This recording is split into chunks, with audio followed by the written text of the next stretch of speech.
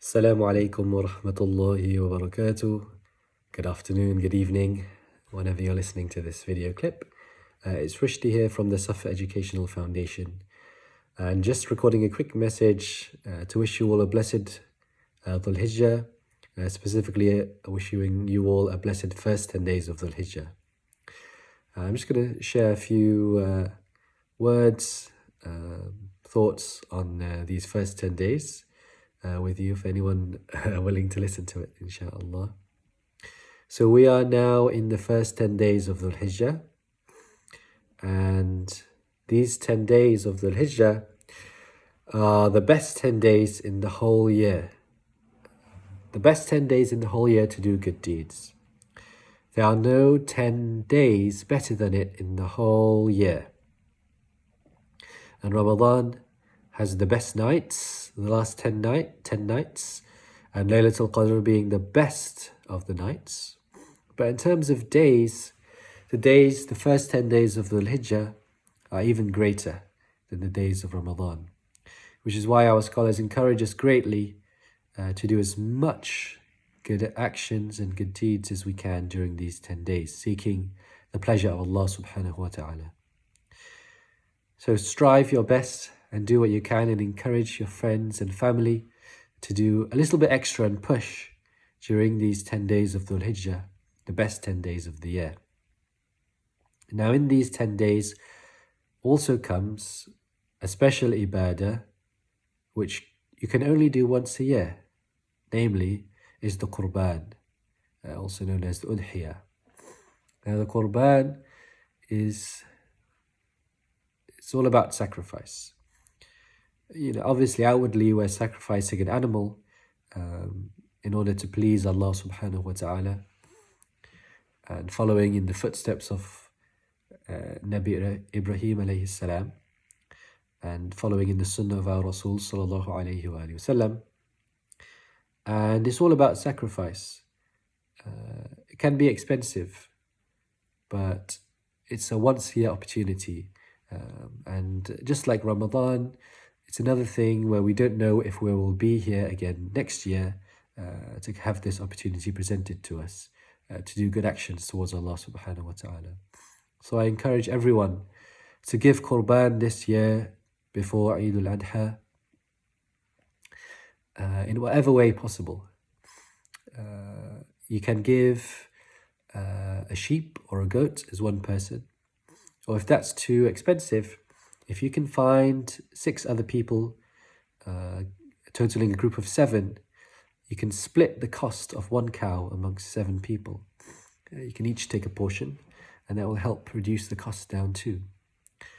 And of course, I would encourage you all to do it through the Safa Educational Foundation, where we know through our partners that it will be done correctly, the animals will be chosen correctly, it will be done within the days of sacrifice, and they do it in a sustainable way that helps the local communities.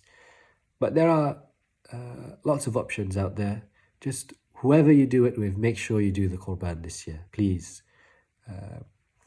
This is not for me, but for us all to take hold of this opportunity that Allah subhanahu wa ta'ala has given us once a year, every year, for this great act during these blessed, greatest 10 days of the whole year, mashallah.